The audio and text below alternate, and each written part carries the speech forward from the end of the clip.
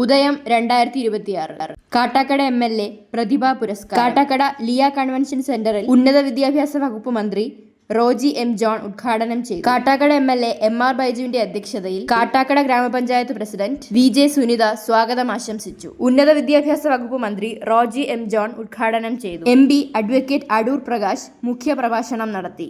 Pankajakasthuri MD, Padmashri doctor J Harindran Nair മുഖ്യ അതിഥിയായി. Vellanad block panchayat president Cheruvakkonam Sathya, Nemam block panchayat president P Shanmugham, Malayinkeezhu grama panchayat president നിയാദുൽ Axar, Maranalloor ഗ്രാമപഞ്ചായത്ത് പ്രസിഡന്റ് മായ PS, Vilavoorkal ഗ്രാമപഞ്ചായത്ത് പ്രസിഡന്റ് വിനയൻ S, വിളപ്പിൽ ഗ്രാമപഞ്ചായത്ത് പ്രസിഡന്റ് സൗമ്യ P, പള്ളിച്ചൽ ഗ്രാമപഞ്ചായത്ത് പ്രസിഡന്റ് VB, ജില്ലാ പഞ്ചായത്ത് അംഗങ്ങളായ ഗോപു നെയ്യാർ, B ശോഭന, സുരേഷ് ബാബു, അഞ്ജിത വിനോദ് കോട്ടുകാൽ എന്നിവർ ചടങ്ങിൽ പങ്കെടുത്തു. Block panchayat member advocate Anishma Basheer കൃതജ്ഞത അറിയിച്ചു. വരും വർഷങ്ങളിൽ +2-ൽ 1200-ൽ 1200 മാർക്കും നേടുന്ന കുട്ടികൾക്ക് 10,000 രൂപ ക്യാഷ് പ്രൈസ് നൽകുമെന്ന് MLA MR ബൈജു വാഗ്ദാനം നൽകി.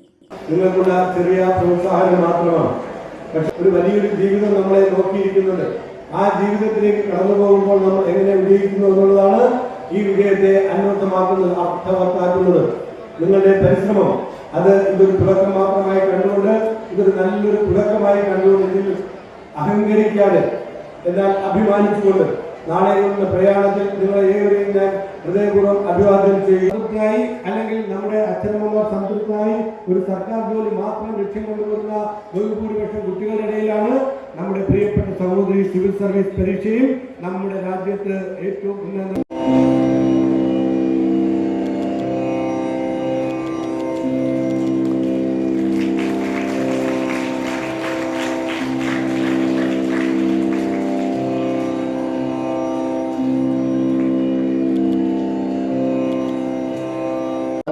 രീതിയിൽ SSLC-യിലും +2-ലും LSS USS പരീക്ഷകളിലുമൊക്കെ തിളക്കമാർന്ന വിജയം കൈവരിച്ച എന്റെ മുമ്പിലിരിക്കുന്ന മുഴുവൻ വിദ്യാർത്ഥികൾക്കും ഹൃദയം നിറഞ്ഞ അഭിനന്ദനങ്ങൾ അർപ്പിക്കുകയാണ്.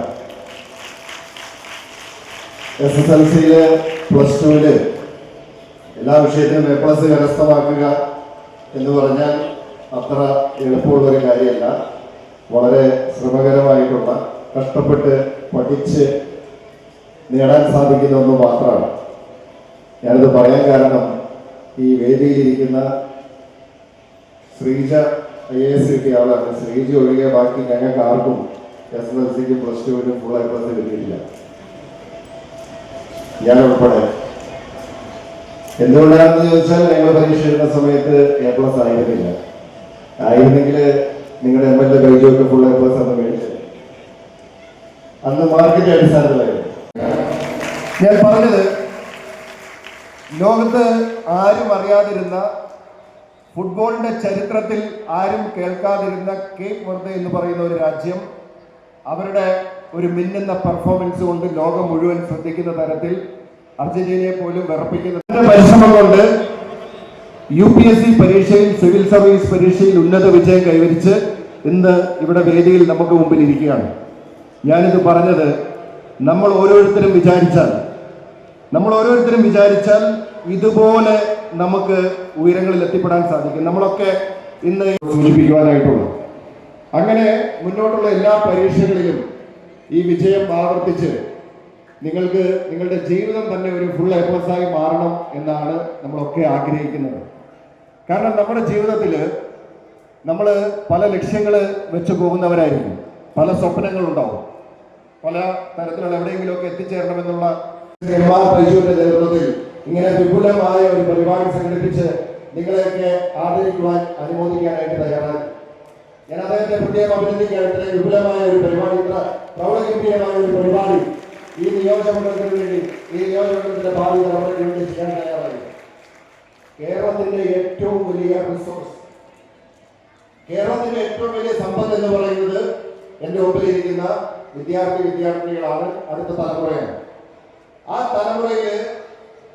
തലമുറയിലുള്ള ഒരു നിക്ഷേപമാണെങ്കിൽ ആ തലമുറയെ വളർത്തിയെടുക്കാൻ വേണ്ടിയിട്ടുള്ള ഒരു പ്രോത്സാഹനമാണ് ഈ ഉദയം 2026 എന്ന് ഞാൻ മനസ്സിലാക്കുകയാണ്. അപ്പൊ അതുകൊണ്ട് നിങ്ങളിൽ പ്രതീക്ഷ അർപ്പിച്ചുകൊണ്ട് നാളുകളിൽ ഈ കാട്ടാക്കട നിയോജകമണ്ഡലം, ഇപ്പോ ശ്രീജയ അറിഞ്ഞതുപോലെ കാട്ടാക്കട നിയോജകമണ്ഡലം നാളെ നിങ്ങൾ ഓരോരുത്തരിലൂടെയും അറിയപ്പെടണം, ആ രീതിയിൽ ഈ നാട് വളർന്നു വരണം എന്ന ലക്ഷ്യത്തോടു കൂടിയിട്ടാണ് വിദ്യാഭ്യാസ രംഗത്തെയും വിദ്യാർത്ഥികളെയും ഒക്കെ ഏറെ താല്പര്യം കാണിക്കുന്ന, ഏറെ ഇഷ്ടമുള്ള നമ്മുടെ പ്രിയപ്പെട്ട MLA ഇങ്ങനെ ഒരു പരിപാടി സംഘടിപ്പിക്കാനായിട്ട് തയ്യാറായത്. പൂർണ്ണമായി ഞാൻ ഇതിനെ കാണുകയാണ്. അദ്ദേഹം മന്ത്രിയായതിനു ശേഷം ഇതുപോലെയുള്ള ചടങ്ങുകളിലും മറ്റും പങ്കെടുക്കുന്നത് പലപ്പോഴും അദ്ദേഹത്തിൻ്റെ പ്രഭാഷണങ്ങളും മറ്റും കേൾക്കുമ്പോൾ വളരെ അഭിമാനബോധം മനസ്സിൽ കടന്നു പോകുന്ന ഒരു നിമിഷമായി ഞാൻ അതിനെ കാണുകയാണ്. അതുകൊണ്ട് തന്നെ റോജി എം ജോൺ വരുന്ന ചടങ്ങിൽ തന്നെ പങ്കെടുക്കണം എന്ന തീരുമാനം എടുക്കുകയാണ് ഞാൻ ചെയ്യുന്നത്. ഇന്ന് നമ്മുടെ നാട്ടിലെ കുട്ടികൾ ആദരിക്കപ്പെടുക, അവർക്ക് വേണ്ട പ്രോത്സാഹനം കൊടുക്കുവാൻ വേണ്ടിയാണ് ഇവിടെ MLA യുടെ നേതൃത്വത്തിൽ പ്രതിഭാ പുരസ്കാര ചടങ്ങ് സംഘടിപ്പിച്ചിട്ടുണ്ട്. രാഷ്ട്രീയ, സാമൂഹ്യ, സാംസ്കാരിക രംഗത്തെ പ്രവർത്തനങ്ങളിൽ സദസ്സുള്ള ബഹുമാനിലെ ഇന്നിവിടെ ഉദയം 2026 ചടങ്ങിലൂടെ ആദരിക്കപ്പെട്ട കുറിച്ച് വിദഗ്ധന്മാരെ വ്യക്തികളെ എല്ലാവർക്കും മുന്നേ നമസ്കാരം. ഈ നാട്ടുകാരിലാണ് കുറേ വർഷങ്ങൾക്ക് മുന്നേ, അതായത് 2017, 2019 ഈ സമയങ്ങളിലാണ് ഞാൻ എൻ്റെ 10th + 2 കഴിയുന്നത്. 10ൽ പ്ലസ് കിട്ടി, +2ൽ 1200 മാർക്കും കിട്ടി. നിങ്ങളിരിക്കുന്ന പോലെ പല ഈ അനുമോദന ചടങ്ങുകളിലൊക്കെ ആ സൈഡിൽ ഇരുന്ന ആളാണ് ഞാൻ. പക്ഷെ ഇന്ന് ഇത്രയും വലിയ എസ്റ്റീംഡ് ആയിട്ടുള്ള പാനൽസിൽ ഇരിക്കാനും ഇങ്ങനെ സംസാരിക്കാനും ഒക്കെ ഇങ്ങനെ അവസരം കിട്ടുന്നത് ശരിക്കും ഞാൻ ഈ കാര്യത്തിൽ ഒത്തിരി ഗ്രേറ്റ്ഫുൾ ആണ്. ഇത് സാധിച്ചത് വേറൊന്നും കൊണ്ടല്ല, ഞാനൊരു സാധാരണ കുടുംബത്തിൽ നിന്ന് വരുന്നതാണ്. എൻ്റെ അച്ഛനൊരു കൂലിപ്പണിക്കാരനാണ്, അമ്മ വീട്ടമ്മയാണ്. റോജി എം ജോൺ സർ നേരത്തെ പറഞ്ഞതുപോലെ education is A great equaliser, it indeed is. വേറെ ഒന്നും ഞങ്ങൾക്ക് സ്വന്തമായി ഇല്ലായിരുന്നു. സമ്പത്ത് അത്രയൊന്നുമില്ല. ആഗ്രഹങ്ങൾക്കൊപ്പം പഠിക്കാൻ പറ്റുമോ എന്ന് പല സമയത്തും സംശയിച്ചിട്ടുണ്ട്. പക്ഷേ എന്തൊക്കെ പറഞ്ഞാലും കൂടെ ഉണ്ടായിരുന്നത് ഒന്നിനും വിട്ടുകൊടുക്കാത്ത മനസ്സും എന്തും തീരുമാനിച്ചാൽ അത് നേടിയെടുക്കും എന്നുള്ളൊരു ഡിറ്റർമിനേഷനായിരുന്നു. അത് എനിക്ക് കിട്ടിയത് എൻ്റെ അച്ഛൻ്റെയും അമ്മയുടെയും അടുത്ത് നിന്നാണ്.